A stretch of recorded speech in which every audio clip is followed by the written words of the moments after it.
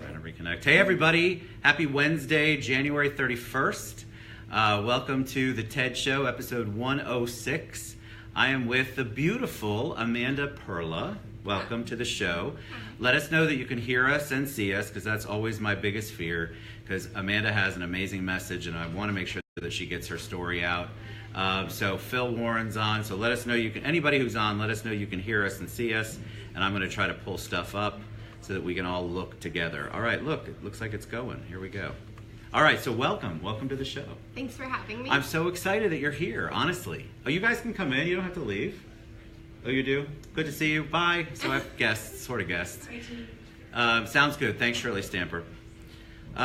So Alexis, who's in the audience today, we actually have an audience today, can you believe it? She reached out to me and talked about NextStep. And then I got to meet the amazing Amanda Perla today, and she's got a great story if you read her bio. But I think that NextStep is an organization that I had not heard of before, which we talked about. And I think it provides a service in Orlando that most people don't know about. So give us a little bit of background on you. Sure. So my little story is basically about 11 years ago. I had just turned 18. I was your average high school senior. I went to Lake Mary High School. I danced competitively for 11 years. I was even a marionette for Lake Mary High School. And in a split second, on April 21st, 2007, about a month before I was set to graduate high school, my life completely changed when I was a passenger in a car accident that left me paralyzed from the chest down. So instead of spending my summer with my friends, excited about college and our future and just getting ready for what was next chapter in life, I unfortunately had to spend the next 6 months at a rehabilitation hospital in Atlanta, Georgia called the Shepherd Center. And they were really great there at teaching me how to live my life in a wheelchair. But when I wanted more, and when I wanted my goals to be bigger and better, and I wanted to walk again, I unfortunately was constantly told, no, that this is the life you have now. Is that the norm? Is that the norm with what you, so tell them you have, it's level 6 something, so tell them what you actually have, and then if you want to tell them a little bit about what happens immediately, because I think people go, oh my God, she's in a wheelchair, and then you have so much that you're dealing with that you have to learn new, correct? Right. This is a new world for you, and a scary world, because you go from, like you said, competitive dancing to not being able to walk. Right. So what was that? What was the first thing that happened? So you get into the center, and then they're trying to rehabilitate you, right? You had some feelings. So talk about what you have. Okay. It's got a name. She Yes. put it in her bio, but I don't want to look stupid and try to recreate that. So I broke the 6th vertebrae in my neck, so I am a C6 quadriplegic. I don't remember anything about the accident because I did have some pretty bad head trauma as well. So when I woke up, I was in the hospital, and at that time I was completely unable to move anything from the neck down. Wow. And then after I had the stabilization surgery in my neck, that's when I was sent to the rehab hospital in Atlanta. Before that, I was here at ORMC for the surgery when I initially woke up. So once I was sent to Atlanta and I really started to come to, that was when I started to slowly get back movement in my arms, and never again in my hands though.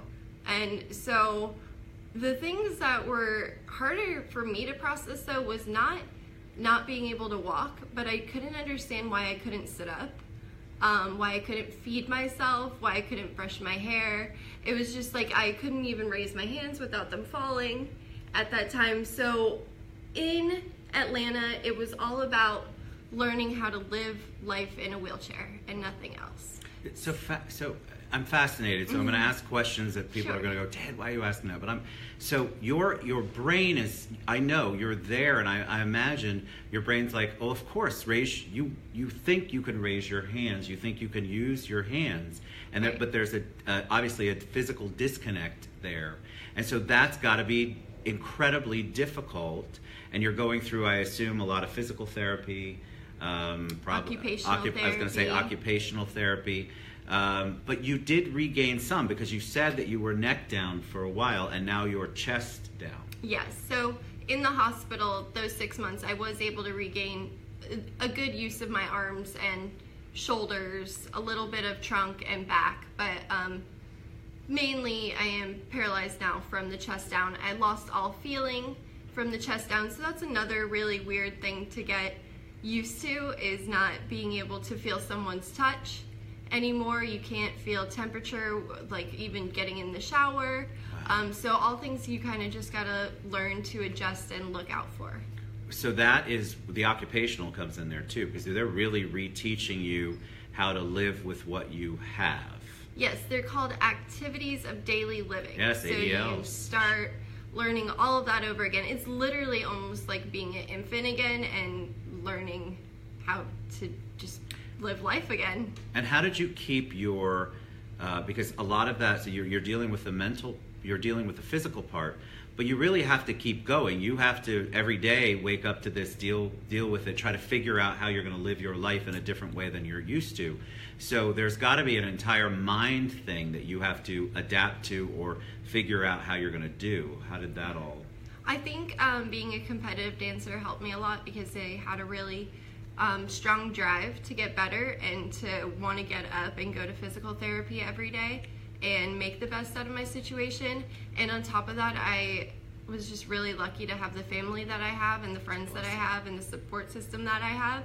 So they were there with me every step of the way. My mom actually lost her job because she chose to stay in Atlanta with me, and in turn ended up losing our house as well and her marriage ending. So it took a big toll on the family, but she never left my side, and I couldn't have done it without her. That's a blessing. I mean, it's a blessing that she didn't leave your side, but that's what a lot of families who are dealing with traumatic events where there's such a lengthy period of hospital stay, rehabilitation, you have to make I hate it, but you have to make a choice.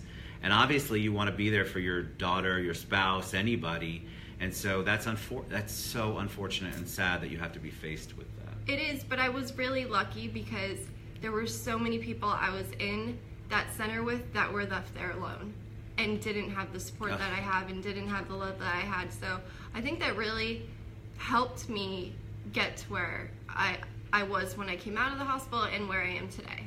So you outgrew Atlanta, basically, right? Did. You mentally and physically, you're like, okay, stop telling me the things that I can't do or I'm not going to be able to do. And so you came back to Orlando.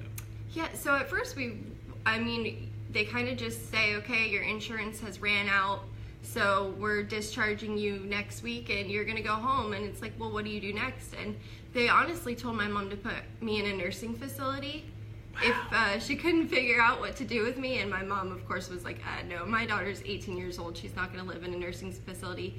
So we'll figure it out on our own. And that's when we started doing our research online, and we found this aggressive recovery program specifically for spinal cord injuries in California.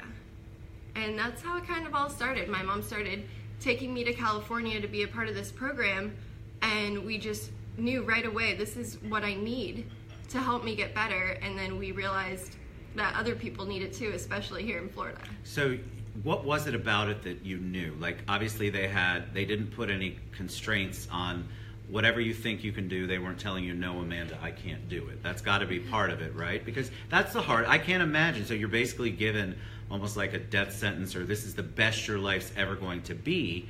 And if you have a spirit like you do, you're like, no, that's not what I want to do. That's not the limitation. So they obviously tell the audience about what they provided that was different than Atlanta. Yeah, so I was basically always told, like, you're never going to live an independent life again. You're never going to live an active life again. So once I was at NextStep out in California, I knew the first day that it was the place for me, because for the first time in 6 months, they stood me up. I was constantly told in the hospital, no, you can't stand. They didn't even want to put me in a standing frame. And when I got to NextStep, it took 4 people at that time, but they stood me up. They put somebody at my knees, somebody at my hips, somebody at my upper body, and someone just there to spot. today I can stand with the assistance of just one trainer, and once I'm standing, I can continue to stand on my own as long as I have something to hold on for balance. But that's just how I knew. It was like, we're gonna get you upright and we're gonna get you moving again, and we're gonna put you back in all the positions and movements you're meant to go through every day to remind your brain what your body is supposed to be doing. And that's got to be great for the spirit, for your mind too, because they're actually saying, okay, we're gonna do something. You're not stuck in a holding pattern, which is what, nothing against Atlanta, I'm just saying that's a different thought process than what NextStep is. But Right. you're actually, they're getting you up and going, okay, so this is sort of the next step. I mean, I told them earlier, all of them, how much I loved the name, because you're encouraging. They're not allowing you, if you're willing, to just stay stagnant, whatever that looks like. Yeah, nothing against Atlanta. They did great for teaching me what I needed to know once I had become dependent on the wheelchair. But yeah, just to be at NextStep and to see myself standing again. They have mirrors all over their gym, and so do we. So it's, again, just watching yourself, like getting that positive reinforcement and just trying to think about the movements that your trainers are helping you through, and just trying to reconnect the brain to the body and work through all that scar tissue and get the nervous system working together properly again. I love it. So you were in California for that. So did you was there a program, or was NextStep already here in Orlando, or did you bring it back, or how did you, obviously you came back to Orlando, and there's a NextStep Orlando, which we'll obviously talk about.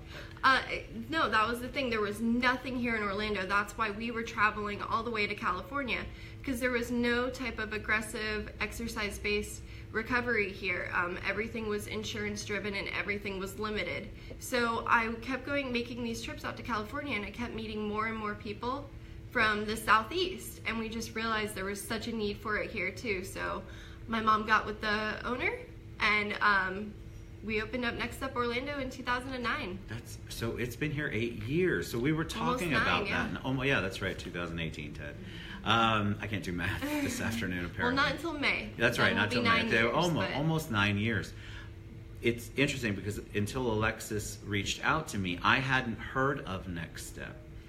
And I didn't know. I'm actually, it's one of the areas of anything that's recovery-oriented, rehabilitation, philanthropic, that I don't have a lot of knowledge in. So you tell them about NextStep Orlando. Is there a physical facility? How many people get to come in? How do you determine the people that get to come in, and what services are provided? Sure. So NextStep Orlando is a nonprofit organization. We do have a physical facility that our clients come to. It's located actually in Longwood, Florida, off of 434, not far from I-4, so super convenient. But it's basically just a place where our clients can come to 1, 2, 3 times a week, depending on how much they can afford and handle physically. And we basically are trying to regain mobility through exercise. But at the very least, we're trying to give our clients an overall increased quality of life. We're trying to decrease secondary complications like pressure sores and heart disease, things that like literally kill people living in wheelchairs or with paralysis, and just get them back into the movements that their bodies are meant to be in every day. We really just are trying to look, like you said, nobody really knows about us. My mom likes to call us Orlando's best kept secret. So we're really just looking to try and get more community support, because the more support we have, the more that we can help clients. Sure. The injury becomes incredibly financially burdening just because the recovery is so long, and this is private pay. We don't want to be limited by insurance, so we don't take insurance. We're private pay. Right. So it becomes really, really expensive, unfortunately, for our clients. So we just want to help as many people as possible, and the more support we have, the more we can do that. Shirley Stamper says, hi, sweet Amanda Perla, proud of you. Honey, happy to see you doing so awesome. We love our Shirley Stamper. She's amazing. Thank you. So how many people can utilize the facility? And is there, I mean, something I don't know, so I'm really asking, what is the size of the population that could, if there were enough resources, is it a large population? So we don't see just spinal cord injury. We see anybody living with a type of neurological disorder or paralysis, whether that be stroke, multiple sclerosis, traumatic brain injury, cerebral palsy. So it actually is a very big community. We see about 20 clients a week right now. Like I said, they can come 1 to 2 to 3 times a week. We help about 75 each year. We have even a scholarship program that has helped over 90 clients in the past 5 years. So we're doing everything we can to make our program accessible to the community the best that we can.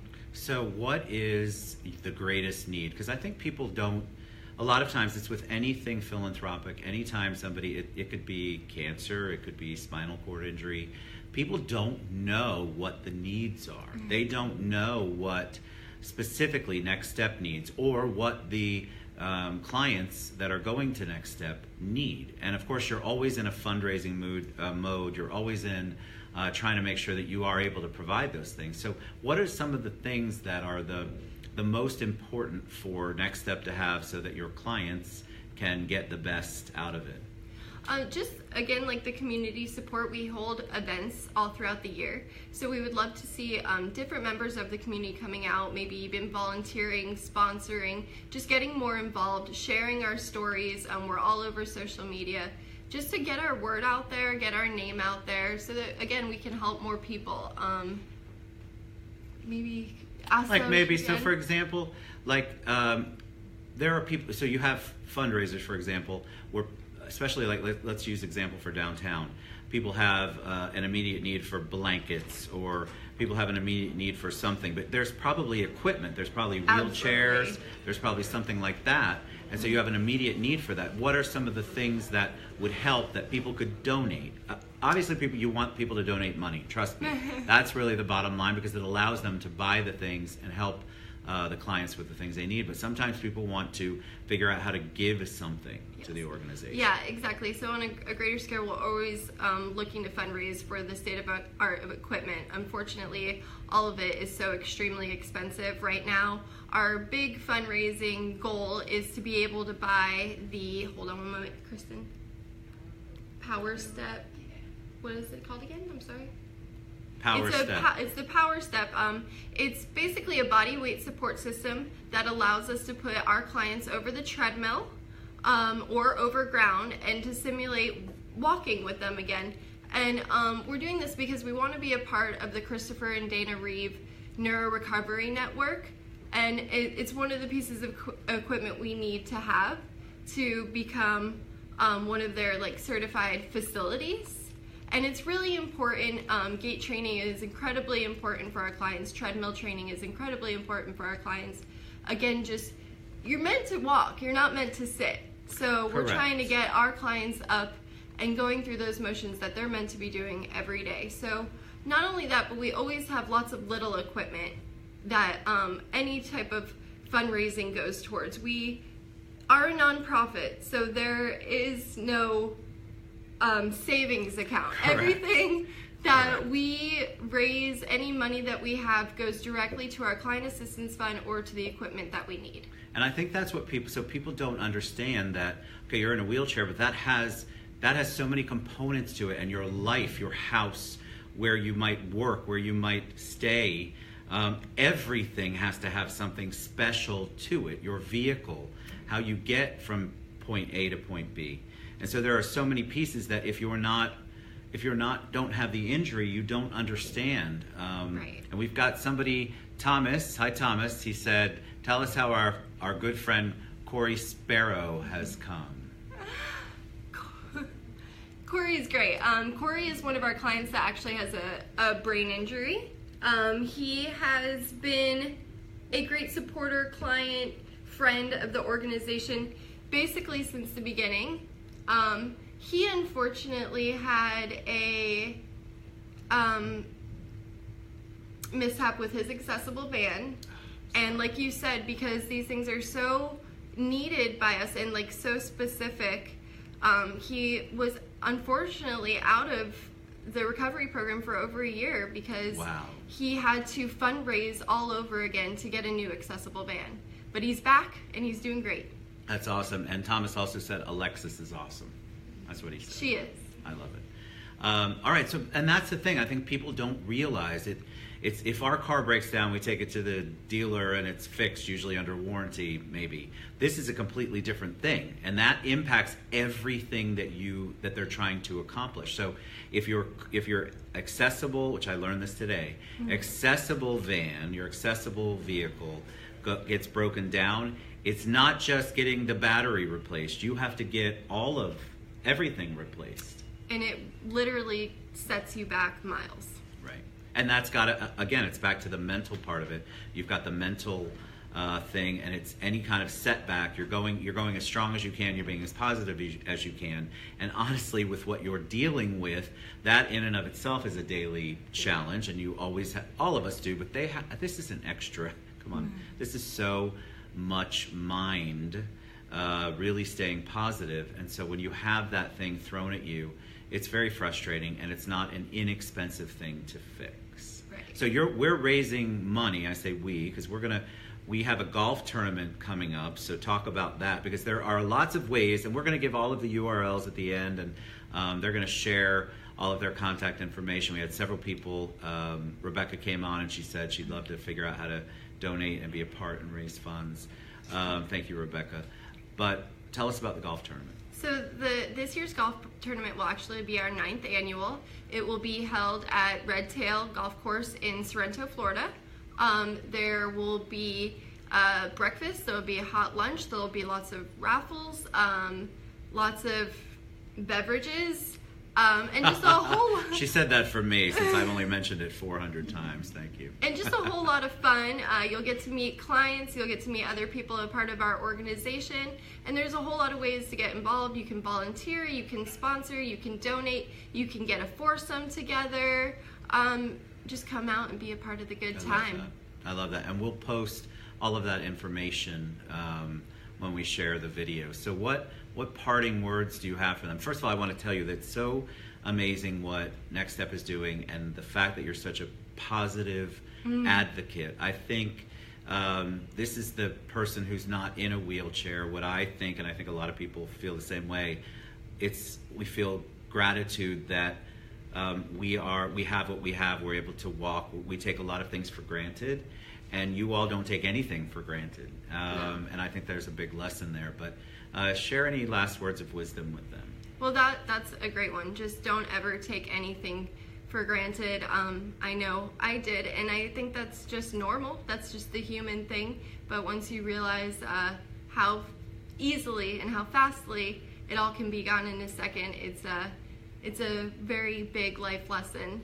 And then, and just keeping with the positive, just another thing about NextStep is it's not just a physical place. It is a place where people can come and get encouraged and be around other positive people working towards the same goal and like-minded. And basically our saying is just, we couldn't accept what we couldn't change, so we changed what we couldn't accept. I love that. So that was actually and I took that straight from you, because I think a lot of people, obviously it's such a big challenge. You're adapting to an entirely new world and an entirely new mindset, and having to either relearn a lot of things or how to learn to do things without the motor capabilities that all of us, again, take for granted. You're in a wheelchair, so like even today, for example, I usually film in the wine room. The chairs are high and the table's high. And I said, we can't film in the wine room. We have to film at a regular table. You have to think about that 24/7. You have to adapt to that. And tell them, do you drive? I'm curious. There's some questions I know people are going to, why didn't you ask her? So I do. Are you able to drive? Okay. I'm able to drive. I have an accessible van that's all rigged up with hand controls. So I'm able to drive with my hands. I live on my own with my fiance, which was something that, again, doctors told me I'd, never be able to live independently. I think we do pretty well. I work at NextStep part-time as well as being a client there. And people come up to me all the time when I'm out, and they're like, oh, it's so great that you're out. But really, I'm just living my life the best that I can, the best that I know how, and trying to encourage and be a positive role model for people along the way. Oh God, you are definitely that. I think it's so wonderful that you came on, and I absolutely think that it's amazing what NextStep is doing for Thank everyone. you. So thank you guys so much. Thank you for being here. Thanks so our much for audience having for us. being here. Thanks Alexis for introducing me to Amanda. Thank you. So we'll post all of the information, the URLs and everything as soon as we post the video. You're an inspiration, honestly. Thank you so much. We love you guys. We'll see you tomorrow. Support NextStep. We're going to put everything on there. Love to see you out at the golf tournament. Yes, I'll go to golf tournaments. Don't laugh. Because she brought about adult libations is what she was talking about. So we'll have all of that. So love you guys. See you later. Thank you.